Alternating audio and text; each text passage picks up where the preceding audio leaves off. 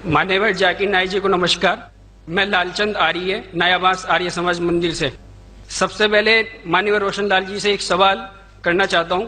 स्वामी दयानंद सरस्वती ने जो अपनी जीवनी में लिखे सत्तार प्रकाश में, उसमें श्री कृष्ण जी को योगी राज श्री कृष्ण का है, जबकि कि उनकी कोई बीवियां नहीं थी, एक के अलावा।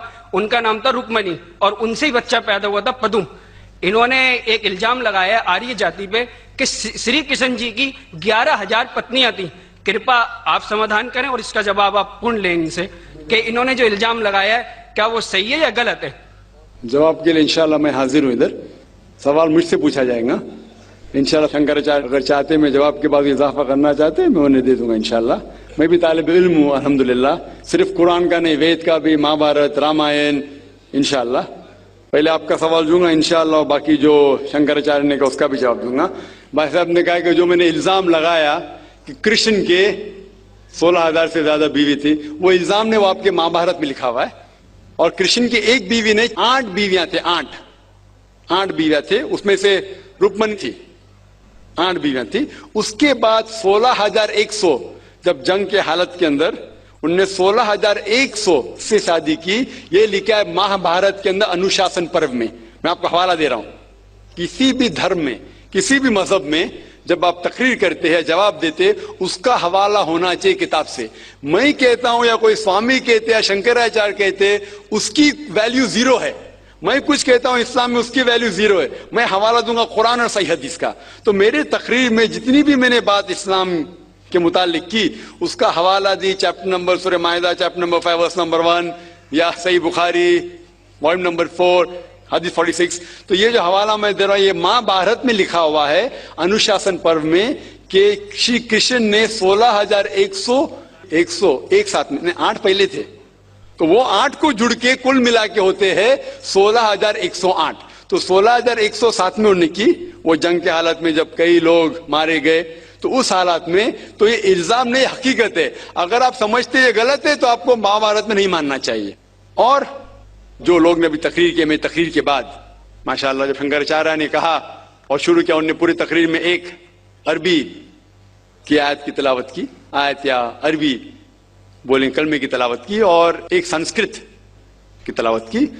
और कई लोग ने जब उन्हें कहा ला इलाहा इल्लल्लाह मुहम्मद रसूलुल्लाह, जब उन्होंने कहा कलमे शहादत ला इलाहा इल्लल्लाह मुहम्मद रसूलुल्लाह, बहुत लोग ने ये समझा होगा कि जो कह रहे हैं शंकराचार्य वो मुसलमानों को बहलाने के लिए कह रहे होंगे।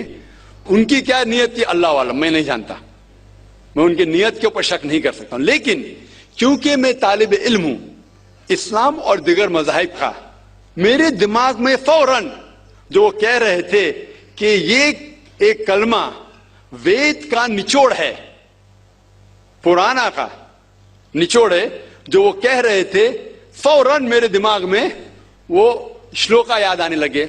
और शंकराचार्य बिल्कुल सही कह रहे थे।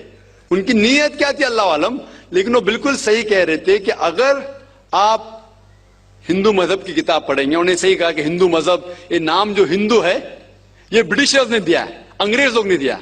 ये हिंदू लफ्ज जो है अंग्रेजों ने दिया है, सही नाम होना चाहिए वेदांती से सनातन धर्म। ये हिंदू जो नाम है ये हिंदुइज्म अंग्रेजों ने दिया। हिंदू नाम सबसे पहले पर्शियन लोग ने जब आए थे हिमालय के जरिए, और जो अरब लोग आए थे हिंदुस्तान में, उन्होंने नाम हिंदू दिया। और आप इंसाइक्लोपीडिया ब्रिटानिका में पढ़ेंगे वॉल्यूम नंबर 20 रेफरेंस नंबर 581, उसमें कहा गया है कि Hinduism is a group of beliefs for people living in India. तो हिंदुइज्म जो लफ्ज है ये अंग्रेजों ने दिया है, सही लफ्ज होना चाहिए सनातन धर्म। और बिल्कुल सही है कि सबसे ऊंची किताब हिंदुइज्म में वेद और उपनिषद पुराना। अगर आप पढ़ेंगे छंदोग्य उपनिषद अध्याय 6 सेक्शन नंबर 2 श्लोका नंबर 1, उसमें लिखा गया है एकम एविदित्यम, भगवान एक ही है, दूसरा नहीं है। श्वेताश्वतर उपनिषद में लिखा हुआ है अध्याय 6 श्लोका नंबर 9 में, नाच्यस्य कशिज जनिता न चदीपा, ये संस्कृत कोटेशन है, इसके मानी होते कि उस भगवान का कोई रब नहीं है, ना कोई वालिदैन है, उसका ना कोई पालने वाला है, ना वालिद है ना वालदा है। आगे आप पढ़ेंगे लिखा हुआ है श्वेताश्वतर उपनिषद में अध्याय 4 श्लोका नंबर 19 में, न तस्य प्रतिमा अस्थि, उसके जैसा कोई भी नहीं है। और सारे किताबों में से जो सबसे ऊपर किताब है, जिस तरह शंकराचार्य ने कहा, वो है वेद। और 4 वेद है, ऋग्वेद, यजुर्वेद, सामवेद और अथर्ववेद।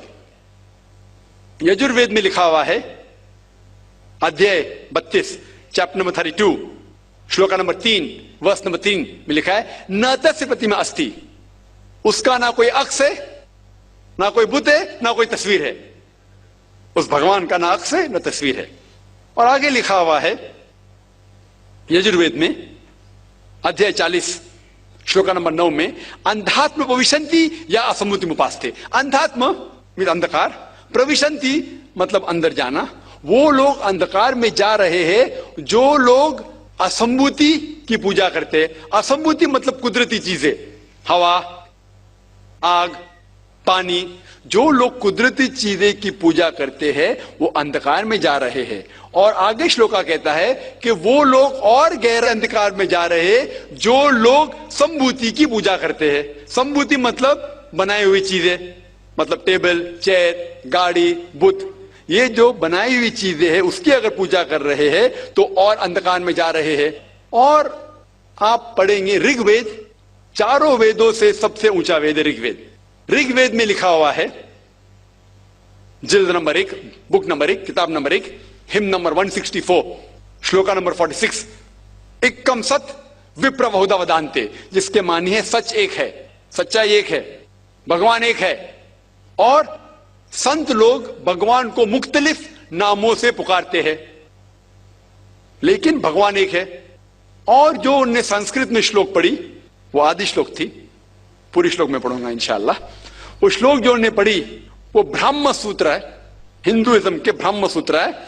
एकम ब्राह्म द्वितीया नास्ते, आदि पढ़ी, पूरी है। एकम ब्राह्म द्वितीया नास्ते, नहना नास्ते नास्ते किंचन, जिसके मानिए भगवान एक ही है, दूसरा नहीं है, नहीं है, नहीं है, जरा भी नहीं है।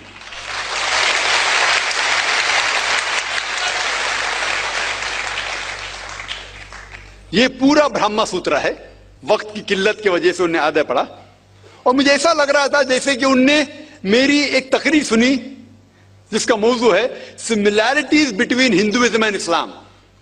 हिंदुइज्म और इस्लाम में यकसानियत।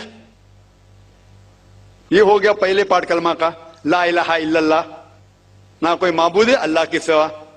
अब दूसरे पाठ है मोहम्मद सल्लल्लाहु अलैहि वसल्लम, मोहम्मद रसूलुल्लाह, मोहम्मद सल्लल्लाहु अलैहि वसल्लम रसूल है। और अगर आप पढ़ेंगे, इसके ऊपर एक तकरीर में दी है सिर्फ मोहम्मद सल्लल्लाहु अलैहि वसल्लम के बारे में जिक्र दीगर मज़ाहिब की किताबों में, खुसूसन हिंदुइज्म के। और अगर आप पढ़ेंगे पुराना का जिक्र किया उन्होंने, भविष्य पुराना में पर्व 3, खंड 3, अध्याय 3, श्लोका 5 to 8, उसमें लिखा हुआ है कि एक मलेच्छा आएगा। मलेच्छा मतलब फॉरेनर, बाहर का कोई शख्स आएगा, उसका नाम होगा मोहम्मद। वो अपने साथियों के साथ आएगा, जिसका मतलब साहबियों के साथ, और वो लोग को सही दिशा दिखाएगा और राजा भोज उनको इज्जत देंगे। आगे पढ़ेंगे आप भविष्य पुराना पर्व 3, खंड 3, अध्याय 3, श्लोका 10 से लेके 27 तक। उसमें लिखा हुआ है कि ये शख्स आर्य धर्म को फैलाएगा, सच्चा धर्म को फैलाएगा, और इस शख्स के मानने वाले दाढ़ी उगाएंगे, सिर पे शेंडी नहीं रखेंगे, लोग को नमाज के लिए बुलाएंगे, एक इनकिलाब दुनिया में लेके आएंगे, गोश्त खाएंगे लेकिन सूअर का गोश्त नहीं खाएंगे, और ये सच्चाई फैलाएंगे। उनका नाम है मुसलमान। ऐसे कई मोहम्मद सल्लल्लाहु अलैहि वसल्लम का जिक्र भविष्य पुराना में है, ऋग्वेद में है, सामवेद में है, अथर्ववेद में है, और खुसूसन अगर आप पढ़ेंगे पुराना में भी है, जिसका नाम है कल की पुराना। और कल की पुराना अगर आप पढ़ेंगे अध्याय 2, chapter number 2, verse number 4, 5, 7, 11 and 15, जिसका भागवत पुराना में भी जिक्र है, volume number 2, verse number 18 to 25, 18 से 25 तक, जिसमें कल की पुराना का जिक्र है। कल युग में एक शख्स आएंगे जिसका नाम है कल की। उनके वालिदा का नाम है सुमति और वालिद का नाम है विष्णु यास। सुमति के मानिए अमन, अमन करने वाली। और हम जानते हैं कि हमारे पैगंबर, आखिरी पैगंबर सल्लल्लाहु अलैहि वसल्लम के वालिदा का नाम था आमिना, जिसका मतलब है अमन फैलाने वाले। और विष्णु यास मतलब भगवान की इबादत करने वाला, और हम जानते हैं मोहम्मद सल्लल्लाहु अलैहि वसल्लम के वालिद का नाम अब्दुल्ला था।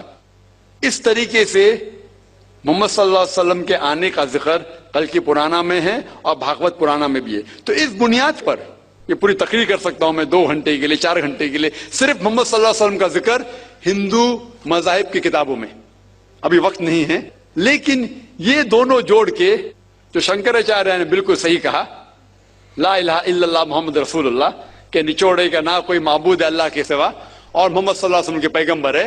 लेकिन आखिरी में हमारे मोहतरम शुएब साहब ने कहा कि अल्लाह उन्हें हिदायत दे, और मैं भी अल्लाह ताला से दरखास्त करता हूं कि अल्लाह उन्हें हिदायत दे। ना ही सर कटाने की इस्लाम के लिए, इस्लाम के ऊपर अमल करने के लिए। हो सकता है कि काफी चीज पर अमल करते होंगे, लेकिन मुकम्मल जिस तरीके से कहा गया है उनके वेद के अंदर कल की पुराना में, एक शख्स आएंगे जो आपको सीधी रास्ता दिखाएंगे। वो जिक्र है कल की के बारे में, जो जिक्र है मोहम्मद सल्लल्लाहु अलैहि वसल्लम के बारे में, और उन्हें इस्लाम की किताबें पढ़ी अल्हम्दुलिल्लाह सुम्मा अल्हम्दुलिल्लाह। और इंशाअल्लाह मैं भी दुआ करता हूं कि अल्लाह ताला शंकराचार्य को हिदायत दे। तो जो भी सवाल का जवाब है अल्हम्दुलिल्लाह किताबों के हवाले से होना चाहिए, वो सही जवाब है।